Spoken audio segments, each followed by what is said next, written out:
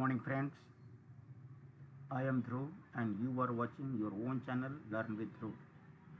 I request all of you to please share, and subscribe this channel with your friends. Thank you.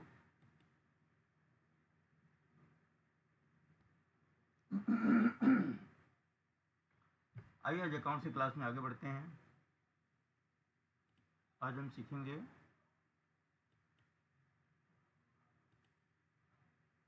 Some of the expenses. Like accounts में एक होता है out of pocket expense. इसको आज हम लोग समझेंगे आउट ऑफ पॉकेट एक्सपेंस होता क्या है। बेसिकली जाती ज़िंदगी में जब भी किसी बिजनेस में कोई बिजनेस पर्सन जब किसी प्रोफेशनल की सर्विसेज लेता है, फॉर एग्जांपल एडवोकेट से सर्विसेज लेता है, सीए से सर्विसेज लेता है, किसी प्रोफेशनल से अगर कोई सर्विस लेता है तो उनकी एक फ़ीस होती है। फॉर एग्जांपल मान लो किसी ने कहा जी मेरी फ़ीस 10,000 रुपये है ना, 10,000 रुपये मेरी फ़ीस। तो 10,000 तो होगी उसकी फ़ीस कि चलो जी हम आपका काम करेंगे और आपसे 10,000 रुपये लेंगे। प्रैक्टिकली क्या होता है, फॉर एग्जांपल मान लो कोई वकील है, एडवोकेट है, जब वो केस फाइट करने जाता है तो उसको कुछ खर्चे करने पड़ते हैं रिलेटेड टू दैट केस। जैसे हो सकता है उसको कुछ फ़ोटोकॉपी करानी पड़ जाए, उसको कुछ हल्का फुल्का नाश्ता पानी करना पड़ सकता है, आने जाने का किराया उसको लग सकता है, कई बार कुछ डॉक्यूमेंट्स उसको स्टैम्प पेपर पे टाइप कराने पड़ते हैं, नोटराइजेशन कराने पड़ सकते हैं। ऐसे कोई भी खर्चा हो सकता है जो उससे होता है, जो इनकर करता है। तो वो कहता है, वकील कहता है कि भाई साहब 10,000 तो होगी मेरी फ़ीस, लेकिन ये सब जो मेरे खर्चे हुए हैं आपको ये भी देने पड़ेंगे। तो कस्टमर कहता है चलो ठीक है, जो खर्चा होगा दे देंगे, कोई नहीं।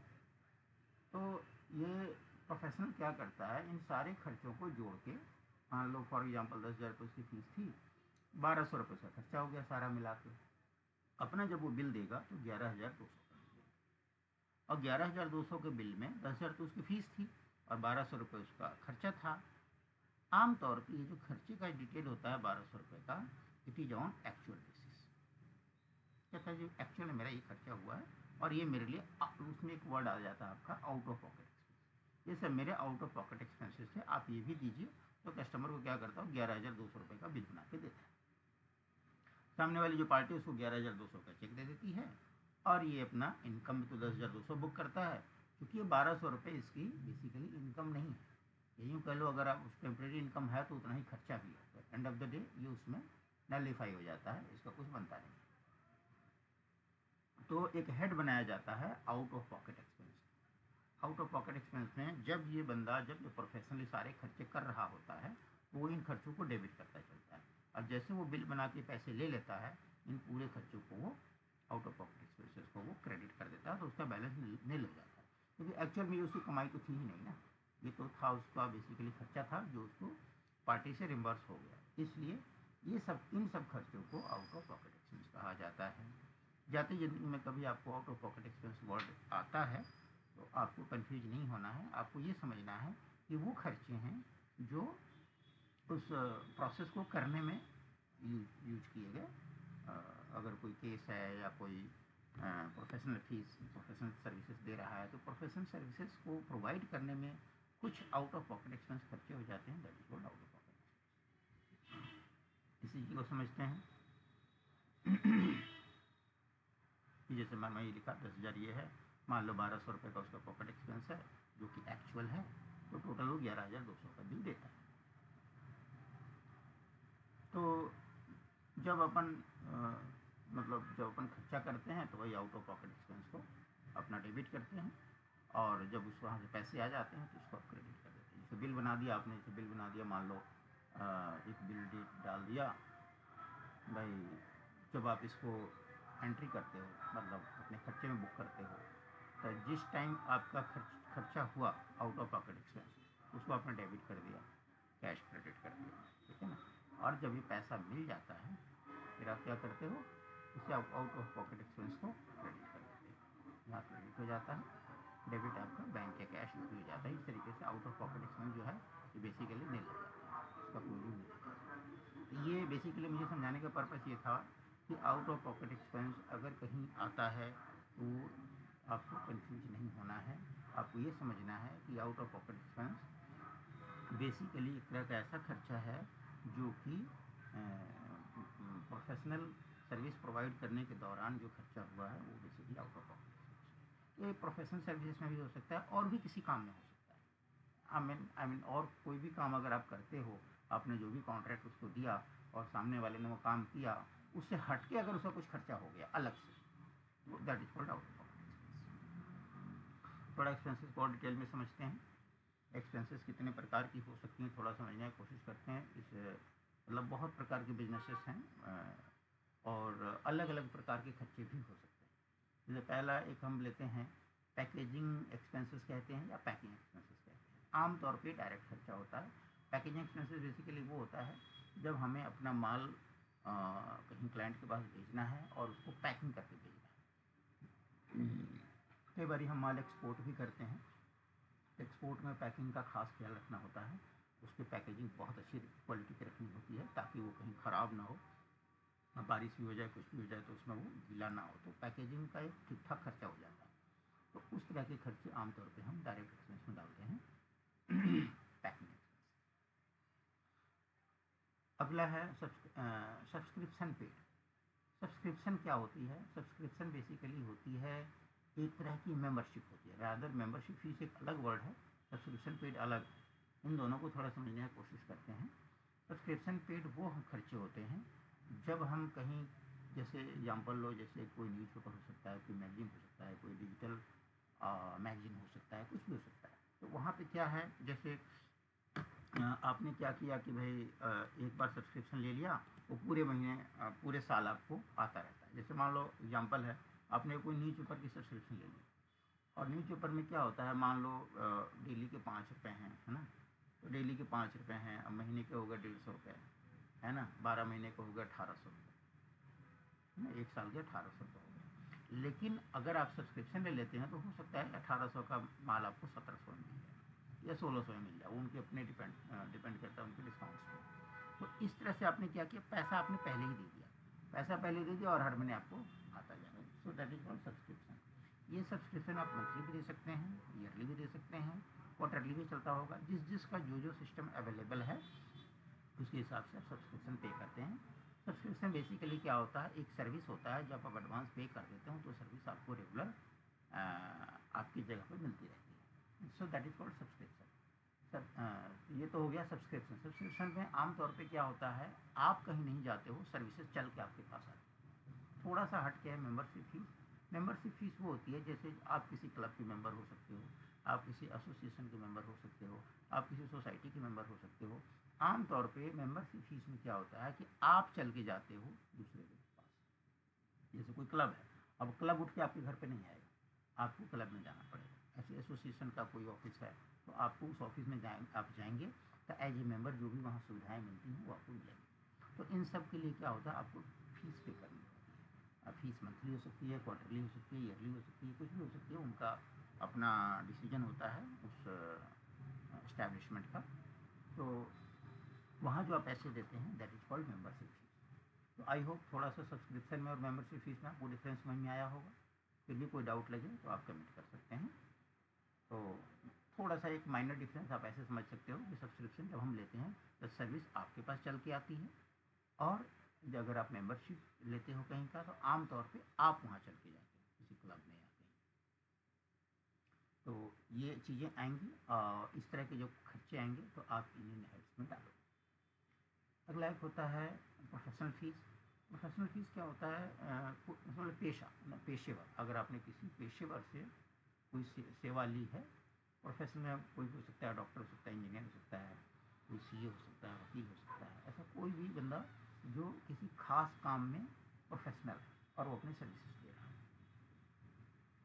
तो ये आती है प्रोफेशनल फ़ीस में। आमतौर पे बिजनेसेस में जो लोग बिजनेस करते हैं उसमें प्रोफेशनल फ़ीस आमतौर पे होती है। सीए की फ़ीस होती है या वकील की फ़ीस हो सकती है, या कभी कभार किसी कोई सॉफ्टवेयर वगैरह पर डेवलप करवाते हैं तो उसके लिए प्रोफेशनल फीस दे सकते हैं। वो डिपेंड करता है वो क्या सर्विसेज दे रहे हैं। अब एक बात आती है, थोड़ा प्रोफेशनल सर्विस को समझने की कोशिश करते हैं। थोड़ा प्रोफेशनल सर्विसेज को समझने की कोशिश करते हैं। जैसे मान लीजिए कोई नॉर्मल बिजनेस वाला है, अगर वो किसी सॉफ्टवेयर वाले से कुछ काम करवाता है, मे बी कुछ डेवलपमेंट करवाता है या अपने सॉफ्टवेयर में कुछ अमेंडमेंट करवाता है, तो ये समझ लीजिए उसके लिए प्रोफेशनल फीस है। या वहीं पे अगर आपका बिजनेस सॉफ्टवेयर का है, फॉर एग्जाम्पल मान लो आपकी कंपनी का नाम है ABC सॉफ्टवेयर प्राइवेट लिमिटेड, यानी कि आपका काम ही सॉफ्टवेयर का है ना। तो बट नेचुरल है, आपके पास बहुत सारे क्लाइंट जो है काम देंगे सॉफ्टवेयर बनाने के लिए या मेंटेन करने के लिए। तो उस केस में आपने, ऐसा भी होता है कई बार आप ना आगे कॉन्ट्रैक्ट दे देते हो कि भाई आपको कोई मान लो सॉफ्टवेयर बनाने के लिए मेरा मान लो 1 लाख रुपए का है ना, और आपने क्या किया, 3-4 बंदे हायर कर लिए बाहर से और सबको थोड़ा थोड़ा 25-25 हज़ार का काम बांट दिया है ना। तो आपने जो बाहर से बंदा हायर किया और उसको जो बनाने के लिए दिए, तो वहाँ जो आपने खर्चा किया वो आपके लिए बेसिकली डायरेक्ट एक्सपेंस है। क्यों? क्योंकि सॉफ्टवेयर जब तक आप बनाओगे नहीं आप बेच नहीं पाओगे। तो उस केस में सॉफ्टवेयर डेवलपमेंट एक्सपेंस आप अपना बुक कर सकते हो when you are running a software company. तो यहाँ पे आप डायरेक्ट एक्सपेंस बुक करोगे और अपने सॉफ्टवेयर पे किए गए खर्चे को आप सॉफ्टवेयर डेवलपमेंट एक्सपेंसेस अकाउंट में डाल सकते हो। तो ये आप यही खर्चा आपके लिए क्या हो गया, डायरेक्ट एक्सपेंस हो गया।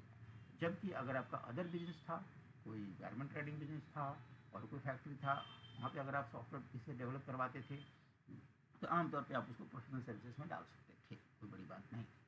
तो आई मीन खर्चा सेम है, बट नेचर ऑफ बिजनेस के ऊपर आपका वो नेचर ऑफ एक्सपेंस चेंज हो जाता है। कहीं वो इनडायरेक्ट खर्चा हो जाता है, कहीं वो डायरेक्ट खर्चा। जैसे मान लीजिए कोई सॉफ्टवेयर वाला बंदा है और उसने कोई CA या लॉयर हायर कर लिया, तो उसके लिए वो खर्चा क्या हो जाएगा, प्रोफेशनल फीस हो जाएगा। ये थोड़ा सा हमें समझना है कि when you are not in the same business, in that case you can book as professional fees. अगर आपका सेम बिजनेस है तो आपके लिए वो डायरेक्ट खर्चा हो जाता है। ये बेसिकली एक सॉफ्टवेयर के एग्जाम्पल से मैंने आपको समझाने का कोशिश किया। दूसरा आता है, थोड़ा समझते हैं, एक हेड आता है, यूज होता है ऑफिस में, बिजनेसेस में, newspaper and periodical sound. Newspaper periodical sound क्या है इसको समझते हैं। जैसे किसी भी ऑफिस में एक ना न्यूज़पेपर वालों का वो होता है, मतलब डेली लेते हैं बुक, मतलब उनका डेली न्यूज़पेपर आता है। कुछ जगह एक न्यूज़पेपर आता है, कुछ ऑफिस में 4 न्यूज़पेपर आते हैं। कोई मैगजीन्स आती है तो कुछ वीकली मैगजीन्स, कुछ मंथली मैगजीन्स हो सकती हैं। और ये सब जो है जो भी इस तरह का खर्चा होता है आप उसको न्यूज़पेपर एंड पीरियोडिकल्स में डाल सकते हैं। ठीक है, तो ये होता है न्यूज़पेपर एक्सपेंस। अब आपके मन में सवाल आ सकता है कि फिर ये न्यूज़पेपर और सब्सक्रिप्शन में क्या अंतर है। सब्सक्रिप्शन के लिए तो बेसिकली न्यूज़पेपर एक्सपेंस में क्या है, ये तो आपने मंगा लिया, वो 1 महीने आपको न्यूज़पेपर देता है और 31वें दिन आपको बिल देता है और आप पे कर देते हो, so that is your newspaper. Subscription paid पे आमतौर पे क्या होता है, आमतौर पे एडवांस देते हैं। सब्सक्रिप्शन जैसे मान लो यही न्यूज़पेपर है, मान लो रोज़ के 5 रुपये का, फॉर एग्जाम्पल मान लो 30 दिन पे होगा 150 रुपये।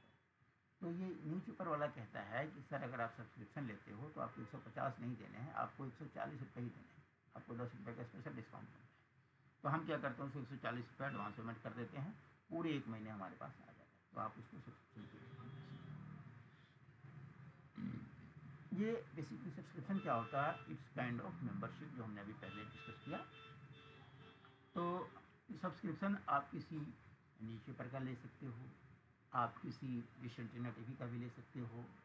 आप ऐसे कई सारी ऑर्गेनाइजेशन चलती हैं जो अपने सर्विसेज को एक तरह से किराए पे देती हैं, तो आप उसको सब्सक्रिप्शन में डाल सकते हो। अब एग्जाम्पल देता हूँ, मैं आपको थोड़ा समझाने की कोशिश करता हूँ कि सब्सक्रिप्शन को थोड़ा न्यूज़पेपर के सेंस में समझते हैं। जैसे मान लो आपका कोई न्यूज़पेपर का ही कंपनी, आप कोई न्यूज़पेपर चलाते हो, ठीक है। जब आप न्यूज़पेपर चलाते हो तो इसमें क्या होता है, आपको बहुत सारे न्यूज़ चाहिए होते हैं, ठीक है। तो कुछ तो आपके अपने कॉरेस्पॉन्डेंट्स होते हैं, कुछ तो आपके अपने संवाददाता लोग होते हैं जो आप जगह जगह, मान लो 20 स्टेशन हैं इंडिया में, आपने 20 जगह 20 बंदे लगा दिए, लेकिन पूरी इंडिया तो कवर नहीं होगी। चाहे फॉरेन न्यूज़ है तो फॉरेन में आप कितनी जगह बंदे डाल दो, 2 4 10 जगह डाल दोगे, फिर भी आपको पूरा वर्ल्ड का न्यूज़ कवर नहीं होगा। तो उस केस में आप क्या करते हो, बहुत सारी चीज़ें, बहुत सारे जो हैं, जो इस्टेब्लिशमेंट्स हैं, जो कंपनीज हैं, जो न्यूज़ प्रोवाइड करती हैं, न्यूज़ प्रोवाइड करती हैं और उसके लिए पैसा है। मान लो एग्जांपल के तौर पे कोई बाहर का आपने न्यूज़ ले लिया, जैसे इंटरनेशनल न्यूज़ ले लिया, मान लो वहाँ पे भाई क्या बोलते हैं, मान लो आपने 10 बंदे तो लगा दिए, लेकिन पूरा न्यूज़ चाहिए तो आपको नहीं मिलता, तो अदर न्यूज़ रिसोर्सेज से आप वो न्यूज़ खरीदते हैं। एग्जांपल के तौर पे एएनआई है, यूएनआई है, बीबीसी है, इंटरनेशनल और नेशनल लेवल पे बहुत सारे न्यूज़ चैनल बने हुए हैं। वो क्या करते हैं, न्यूज़ प्रोवाइड करते हैं और आपसे पैसे लेते हैं। तो यहाँ पर क्या हो गया, आप कह सकते हो जी, जैसे फॉर एग्जांपल मान लो बीबीसी है, आपने बोला बीबीसी से आपने एग्रीमेंट कर लिया कि सर आप हमें डेली का न्यूज़ भेजा करेंगे, आपकी जो फीस है बता दो। उन्होंने कहा जी हमारी ना मंथली फीस होती है, फॉर एग्जाम्पल मान लो 10,000, आप हमें 10,000 रुपये दे दो, हम आपको डेली की न्यूज़ भेज दिया करेंगे। तो ये क्या हो गया, हमारे लिए सब्सक्रिप्शन पेड, आप वहाँ से न्यूज़पेपर ले सकते। यही सब्सक्रिप्शन पेड आपके लिए न्यूज़पेपर के बिजनेस में क्या हो जाएगा, ये डायरेक्ट एक्सपेंस हो जाएगा। तो बिकॉज आपका सेम बिजनेस है। तो यहाँ पर बेसिकली सब्सक्रिप्शन मैं एक्सप्लेन कर रहा हूँ। सब्सक्रिप्शन का मतलब ये होता है, जब किसी संस्था से आप किराए पे कोई सर्विसेज लेते हो तो आप उसको सब्सक्रिप्शन में डाल सकते हो। This is all about subscription. Example मैंने समझाने की कोशिश किया है कि जैसे आप डिश टी वी होती है, जगह जगह पहले क्या होता था ना, वो घर घर में वो देते थे, कनेक्शन देते थे, उस कनेक्शन, केबल कनेक्शन देते थे पहले, ऐसे कुछ 100 200 रुपये महीना होता था। वो बेसिकली क्या था, एक तरह का आपका सब्सक्रिप्शन पेमेंट था, डिश टीवी का था। मतलब for this subscription payment we receive something, मतलब समथिंग से मतलब यहाँ सम सर्विसेज से। तो जब कोई आप इस तरह की सर्विस लेते हो तो ये आपको सब्सक्रिप्शन पे। और कुछ एक्सपेंस में कोशिश करते हैं, जैसे आपका इंश्योरेंस एक्सपेंस हो सकता है, कोई आपका ऑफिस है, ऑफिस का इंश्योरेंस हो सकते हो, स्टॉक रखा है, स्टॉक का इंश्योरेंस, तो इंश्योरेंस एक्सपेंस में आता है। ठीक है। बैड डेप्ट है, बैड डेप्ट एक वर्ड आता है, बैड डेप्ट का मतलब है जब पैसा आपका डूब जाता है। यहाँ पर बैड डेप्ट मैंने समझाने की कोशिश किया है। बैड डेप्ट में जब आपका पैसा डूब जाता है उसको बैड डेप्ट कहते हैं। लेकिन बैड डेप्ट ये नहीं कि आज हमने मान लिया कि बैड डेप्ट हो गया और उठा के डाल दिया, क्योंकि जैसे आप बैड डेप्ट डालते हो ना तो आपका प्रॉफिट घट जाता है, खर्चा बढ़ जाता है। तो इसका भी बैड डेप्ट डालने का एक प्रोसेस होता है, आमतौर पे 2 3 साल वेट किया जाता है। उसको पार्टी को चिट्ठी लिखो, तो कोरियर करो, उस पार्टी से एक्सेप्ट करवाओ, वो भी ना माने लास्ट में FIR करो। क्योंकि कल को जब आप बैड डेप्ट डाल दिए, मान लो फॉर एग्जाम्पल 3 लाख आपने बैड डेप्ट डाल दिया, ठीक है, अब 3 लाख तो प्रॉफिट कम हो गया, तो सरकार को कितने का कम टैक्स मिलेगा। तो कल को गवर्नमेंट आपसे पूछेगी, कोई नोटिस वोटिस देगी कि भैया 3 लाख खर्चा कैसे डालते हो, तो आप कह सकते हो सर पार्टी क्या मेरा 3 लाख डूबा हुआ था, उसको चिट्ठी लिखी, उसको कुरियर भेजा, सामने वाला माना भी कि देना है लेकिन नहीं दिया, FIR करना पड़ा। ये सब होने के बाद मेरा पैसा डूब गया, एंड ऑफ द डे मुझे पैसे नहीं मिले। जब पैसे नहीं मिले तो मुझे उसको मजबूरी बैड डेप्ट डालना पड़ा। तो ये होता है आपका बैड डेप्ट। बैड डेप्ट में आमतौर पे ये चलती है, ये बुक्स में चलती हैं, क्योंकि बड़े बड़े बिजनेसेस में पैसे डूब जाते हैं, लोग पैसे नहीं देते, तो क्या करें, खर्चा डालना पड़ता है और आज मालिक का नुकसान हो जाता है, तो बैड डेप्ट का खर्चा डाल सकता है। अच्छा, इसके बाद आता है आपका अगला है, अगला हम लोग पढ़ेंगे इंटरेस्ट पेड। इंटरेस्ट पेड का मतलब है बेसिकली बिजनेस में ना आपको कई बार लोन लेने पड़ते हैं, तो लोन लेने पड़ते हैं तो आपको इंटरेस्ट भी देना पड़ता है। आमतौर पर जो आप इंटरेस्ट देते हो, बैंक से लोन ले सकते हो, किसी इंडिविजुअल से भी लोन ले सकते हो, आप चाहे जहाँ से भी लोन लो, कंपनी से लोन ले सकते हो, बहुत सारी लोन प्रोवाइडिंग कंपनियाँ होती हैं। आप जहाँ कहीं से भी लोन लेते हो, बिजनेस से ले लेते हो, तो उसको आप इंटरेस्ट पेड अकाउंट में डालते हो। इस पूरे प्रोसेस में कहीं से कुछ भी आपको डाउट लगे, यू आर वेलकम, आप कमेंट करके पूछ सकते हो या अगली क्लास में पूछ लेना, कोई इशू नहीं। इंटरेस्ट का भी एक खर्चा होता है बिजनेस में, वो भी हमें करना पड़ता है। एक अगला है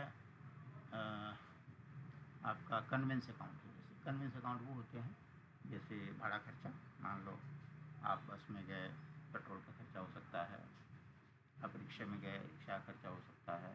तो साधन का कोई भी खर्चा जो होता है वो आप कन्वेंस में डालते हो। और आप कार में पेट्रोल डालो, बाइक में पेट्रोल डालो, ये जो भी खर्चे होते हैं, या रिक्शे वाले को दे दिया, तो ये सब खर्चे आपको कन्वेंस करते हैं।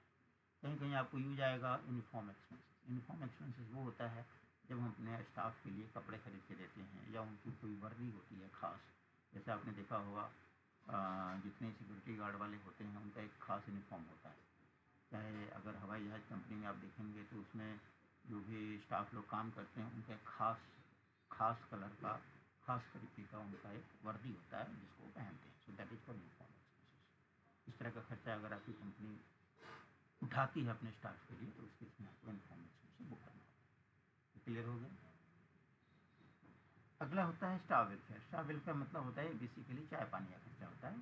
चाय पानी का खर्चा होता है, चाय नाश्ता कह सकते हो। जैसे स्टाफ है, अब जैसे सुबह की चाय हो गई, शाम की चाय हो गई, शाम को थोड़ा आधा घंटा लेट होने लगा तो भी कुछ लोग अपना नाश्ता पानी मंगा लेते हैं।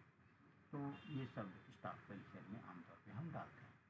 कुछ जगह क्या होता है, जैसे मान लो आपने स्टाफ के ऊपर खर्च किया, किसी स्टाफ को थोड़ी सी घाव लग गई, आपने उसके लिए मेडिसिन मंगा दिया। कुछ जगह आप ऐसा भी देखेंगे कि स्टाफ कहता है सर मेरे बच्चे पढ़ते हैं स्कूल में, आप हो सके तो मेरे बच्चे का फीस उठा लो। तो कई बार कुछ कंपनियां क्या करती हैं, उनके स्कूल बच्चों की स्कूल की फीस बढ़ा देते हैं, उनके एजुकेशन पर खर्च कर देते हैं। स्टाफ के एंटरटेनमेंट के लिए आप खर्च कर सकते हो, स्टाफ के इंश्योरेंस के लिए खर्च कर सकते हो, इन स्टाफ के केयर टेकर भी होते हैं। कुछ जगह क्या होता है, कुछ स्टाफ ऐसे होते हैं, जैसे मान लो कोई लेडी है काम कर रही है, काम करने के लिए साथ में उसका बच्चा है, तो बच्चा है तो बच्चे को लेके जाती है, 1 साल का बच्चा है मान लो।